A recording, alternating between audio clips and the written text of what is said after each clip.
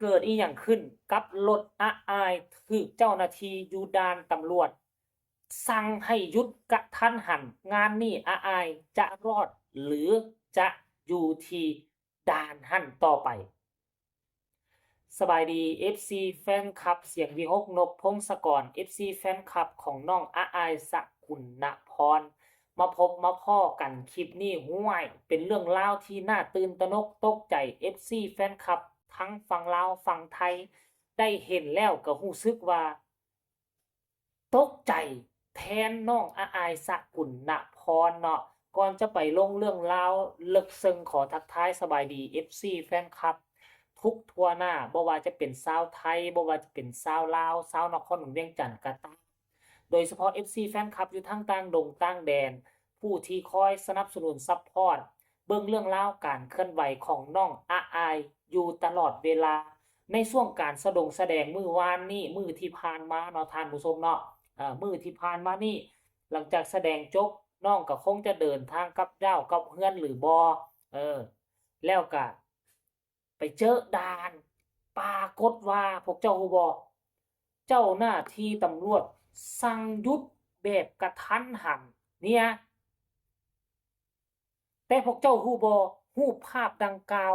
บ่ได้เป็นน้องอาอายเป็นผู้เอาลงบ่ได้แม่นโชเฟอร์รถแล้วก็บ่ได้แม่นทีมงานของเสียงวีหกเอาลง แต่เป็นเพจของเจ้าหน้าที่ตำรวจถ่ายรูปนี้มาลงบอกว่ารถไฟหรือรถพ่วงพร้อมกับหมายถามแล้วก็เขียนว่าสินึกว่ารถไฟเบิ่งไปเบิ่งมาเอ้ารถพ่วงว่าซั่นได้แฮชแท็กแบบนี้ต้องมีใบขับขี่รถพ่วงหรือไม่เฮ้ยมันมันก็อีหลีเด้ท่านผู้ชมเว้ยปกติคันถ้าเขามีใบขับขี่ ABC นี่มันขับได้หลายรุ่นแม่นบ่ตั้งแต่มอไซค์ขึ้นไปบ่อยู่ทางฝั่งลาวไปเลยนี่นะแต่คันถ้าทางฝั่งไทยนี่ใบขับขี่มันคือกันกับฝั่งลาวบ่เนาะคันถ้ามีอนุญาตขับรถเก๋งรถตู้รถหยังต่างๆบัดนี้เอารถบ้านมาเกาะมาติดมาพ่วงใส่บัดเนี่ยมันก็จะต้องมีใบขับขี่อีหยังตื่มบ่หั่นน่ะเจ้าหน้าที่ตำรวจเพิ่นก็เขียนมาลักษณะเป็นหมายถามเป็นคำถามมาเมื่อประมาณ5ชั่วโมงของมื้อนี้แหละอ้ายเห็นแล้วอ้ายก็แชร์โพสต์นี่มาบอกว่ามีว่าซั่นรถอ้ายได้ออกช่องคุณตำรวจว่าซั่นเดะโอ้โฮหลังจากคุณตำรวจเนาะอ้ายตำรวจเพิ่นเอาลงไป5ชั่วโมงคนเข้ามากดไลก์น่ะเป็นพันกว่าไลก์แล้วแชร์ก็5กว่าแชร์คอมเมนต์อีกเกือบ60กว่าคอมเมนต์แล้วท่านผู้ชมเฮ้ย มันก็เป็นคำถามซึ่งเราก็บ่มีคำตอบเจ้าหน้าที่เท่านั้นที่จะรู้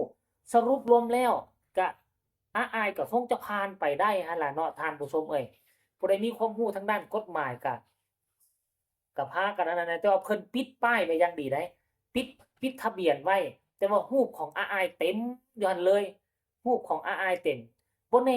น่คือกันได้ว่าทางเจ้าหน้าที่ตำรวจเพิ่นก็คงจะรู้อายอยู่แล้วค่อยว่าเป็นไปบ่ได้ที่เพิ่นบ่รู้ คันว่าอยู่ทางภาคอีสานนี่คนภาคอีสานพวกเขาบ่ว่าจะเป็นข้าราชการบนตำรวจทหารก็ต้องรู้จักหมอลำและหนึ่งในนั้นก็ต้องรู้จักอาอายเพราะว่าชื่อเสียงของอาอายนี่มันบ่ธรรมดาเดะบ่เป็นสองห้องไผเดะถึงแม้นว่าน้องอายุส่ำนี้แต่น้องก็บ่ได้เป็นสองห้องผู้ใดเดะท่านผู้ชม FC แฟนคลับอาหลังจากโพสต์นี้ถูกโพสต์ออกไปได้ไปฟังคำคิดคำเห็นของ FC แฟนคลับ ของคนอื่นๆเขาเจ้าจะคิดแนวใดเนาะคนนี้มาคอมเมนต์ว่าคุณตำรวจขาว่าซั่นเดะเบิ่งดีๆเด้อจ้าว่าซั่นรถดาราเด้ว่าซั่นเดะบ่แม่นรถพ่วงเออผู้ต่อมาก็บอกว่าตำรวจทางใดน้อลูกว่าซั่นเนาะคนนี้มาคอมเมนต์ว่าคุณตำรวจเห็นรูปหนูข้างรถ ก็ไม่จับแล้วค่ะลูกว่าซั่นอันนี้บอกอ้ายเด้อดังแล้วว่าซั่นต่อมาก็มาคอมเมนต์ว่าคุณตำรวจใจดีกับอีหลาบ่ลูกว่าซั่นเดะคุณตำรวจขารถดาราท่านหนึ่งนะไม่ใช่รถพ่วงจ้าว่าซั่นโอ้ยทุกคนคอมเมนต์ต่อมาก็บอกว่าลงไปร้องเพลงให้เพิ่นฟังเด้อลิงว่าซั่นเดะ จะอะไร นักหนาว่าซั่นโอ้ยก็เจ้าหน้าที่ตำรวจเพิ่นก็พ่นลิ้นพ่นหัวไปจังซั่นล่ะคอมเมนต์นี้ก็เว้าให้เพิ่นหลายเนาะผู้ต่อมามาคอมเมนต์ว่าเพิ่นบ่เห็นรูปข้างรถติหือว่าซั่นเด้ตำรวจทั้งใดล่ะคะว่าซั่นเนาะดูให้ดีถ้าใส่ไอ้โม่งไม่ใช่ตำรวจว่าซั่นโอ้ทุกคนเอ้ย ยกนิ้วให้เลยว่าซั่นเด้คนนี้ผู้ต่อมาบอกปังมากว่าซั่นเด้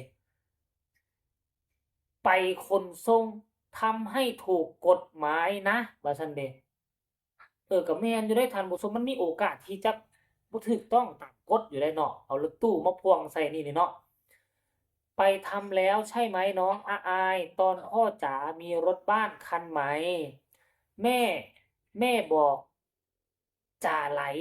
แล้วลูกให้ผ่านว่าซั่นเด้เพิ่นชื่อจ่าไหลเนาะรถตาฮักดีเนาะยายว่าก็เลยโบกถามว่าซั่นเด้ ผู้ต่อมาก็คอมเมนต์ว่าหนูดังแล้วได้ออกสื่อซั่นสื่อตำรวจพุ่นเด้บ่อยากออกปานใดดอกเนาะคันแม่นซุมเราก็ได้คอมเมนต์นี้บอกว่าตกลงตำรวจให้ผ่านไหมลูกหรือได้เสียค่าปรับว่าซั่นโอ้โฮท่านผู้ชมเอ้ยเอาไปล้านไลก์คุณตำรวจจ๋ารู้บ่ว่ารถซุปเปอร์สตาร์น้อยเด้นั่นว่าซั่นเพิ่นให้จอดหยังละล่า คุณตำรวจขอทางหน่อยค่ะนี่คือส่วนหนึ่งบ่สามารถอ่านหมดได้มันมีหลายโพดท่านผู้ชม FC แฟนคลับสรุปรวมแล้วก็คงจะให้ผ่านละมั้งท่านผู้ชมเนาะเพิ่นก็คงจะฮู้จักอาอายเพิ่นจึงถ่ายแล้วก็เอามาลงเพิ่นก็คงเป็น FC แฟนคลับแน่นอนท่านผู้ชมเนาะสำหรับจะให้ผ่านหรือบ่ให้ผ่านหรือจะได้เสียค่าค่าปรับนั่นก็คันกรณีว่าผิดกฎระเบียบ เพิ่นให้เสียก็จำเป็นต้องเสียไปตามระเบียบได้ทุกคนเราบ่ฝืนระเบียบก็จำเป็นต้องเสียไปตามระเบียบแต่ข้อยคิดว่าระดับซุปเปอร์สตาร์คืออาอายผิดเล็กผิดน้อยเจ้าหน้าที่ตำรวจเพิ่นก็จะยุกยานผ่อนผันให้ผ่านไปอย่างง่ายดายสำหรับเจบ่าวลาวคิดว่าจังซั้นนะเนาะคันถ้าว่าน้องอาอายเห็นหรือว่า FC แฟนคลับน้องอาอายผู้ฮู้